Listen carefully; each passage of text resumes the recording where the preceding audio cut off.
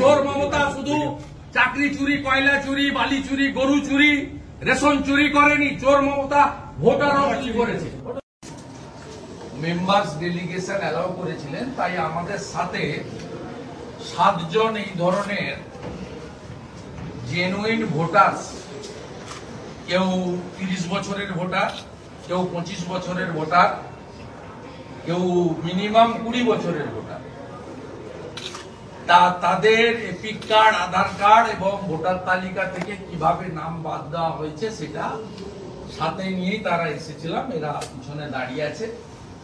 এদের মধ্যে বিজেপির ডায়মন্ড হারবার অর্গানাইজেশন ডিস্ট্রিক্টের ভাইস প্রেসিডেন্ট শ্রীমতী মধু কুমার, আমাদের মন্ডল প্রেসিডেন্ট, কিষাণ মোর্চার ভাইস প্রেসিডেন্ট, ইভেন বিজেপির যে ইউনিট আছে শক্তি কেন্দ্র, যেটা 6টা করে বুথ নিয়ে সেই ইউনিট, অর্গানাইজেশন ইউনিট বুথের উপরে, সেই শক্তি কেন্দ্র প্রমুখরাও অনেকে আছেন। আর বাকিরা 18 জন নিচে ওয়েট করছে, যেহেতু তারা এখানে অ্যালাউ ছিলেন না, বাইরে ওয়েট। এটা মানে হিমশৈলের একটা চূড়ামাত্র। এই ধরনের নক্কারজনক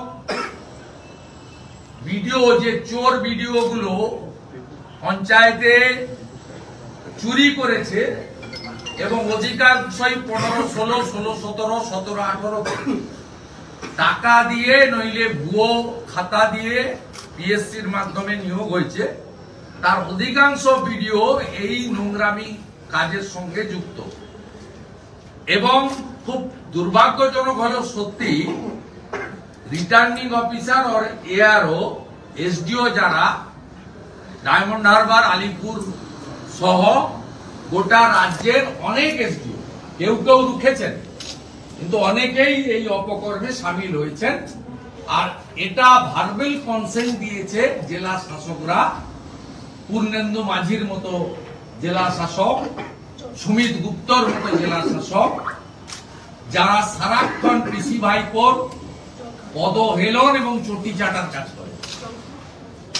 স্বাভাবিকভাবে এবারের ভোটার লিস্টে পশ্চিমবঙ্গে যে ধরনের কারচুপি, বিডিওদের নেতৃত্বে কন্ট্রাকচুয়াল কর্মচারীদের একাংশ, ডাটা এন্ট্রি অপারেটর এবং আইপ্যাকের লোকেদের যোগসাজশে সংগঠিতভাবে চুরি করা হয়েছে, এটা ভূভারতে কোনোদিন কোথাও হয়নি। আমি শুধু আপনাদের কাছে দুটো আইনি দিক তুলে ধরছি। 1960 সালে জনপ্রতিনিধিত্ব আইনে section 23 inclusion of the electoral খুব ক্যাটেগরিক্যালি বলা আছে যে কোন জেনুইন ভোটারকে তুমি ভোটাধিকার থেকে বঞ্চিত করতে পারো না। 1960-এর লোকসভায় পাস হওয়া আইনের সেকশন 23। সেকেন্ড থিং, আমার নাম আপনি বাদ দেওয়ার জন্য কমপ্লেন করতেই পারেন, ফর্ম 7। তাতে কি আছে?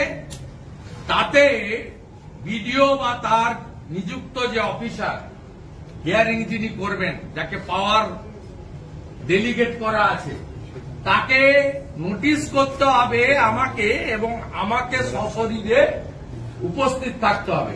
আপনারা সেকশন 7 এর নোটিশ পেয়েছেন? বলুন। চোর মমতা শুধু চাকরি চুরি, কয়লা চুরি, বালি চুরি, গরু চুরি, রেশন চুরি করেনি, চোর মমতা ভোটারও চুরি করেছে। বলুন, আপনার পরিচয় বলুন। আমার নাম বমকেশ কয়াল, আমি মন্ডল কিষাণ প্রেসিডেন্ট। আমার ভোটার কোন মন্ডল কিষাণ প্রেসিডেন্ট? কোন ফলতা থানা মন্ডল না, কিষাণ মোর্চার প্রেসিডেন্ট। কতদিন ভোট দিচ্ছেন? এপিক কার্ড দেখান। 95 সালের ভোট। 95 সালের আমার ভোট। দেখুন, হোয়াট ইজ দিস? এটা কোন পশ্চিমবঙ্গ? আপনি নাম বলুন। আমার নাম সুকান্ত প্রামাণিক, ফলতা 4 নম্বর। আপনি এপিক দেখান, কতদিন ভোট দিচ্ছেন? দেখুন, আমার এই নামটা ডিলিট করা হয়েছে ভোটার কার্ড থেকে। মামাটি মানুষ।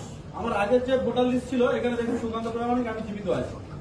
আর এখানে আমার নামটা ডিলিট করা হয়েছে। সব থেকে বড় কথা, দুটো ভোটার লিস্টই আমি নিয়ে এসেছি আপনাকে দেখানোর জন্য। বলুন দিদি বলুন, আমি মাধু কুমার, আমি এবার কত সালের ভোটার বলুন? আমি আধার কার্ড দেখান, এপিক দেখান, 96 থেকে কি করেছে দেখুন। আমি এবারে জেডপি 66 এর প্রার্থী ছিলাম।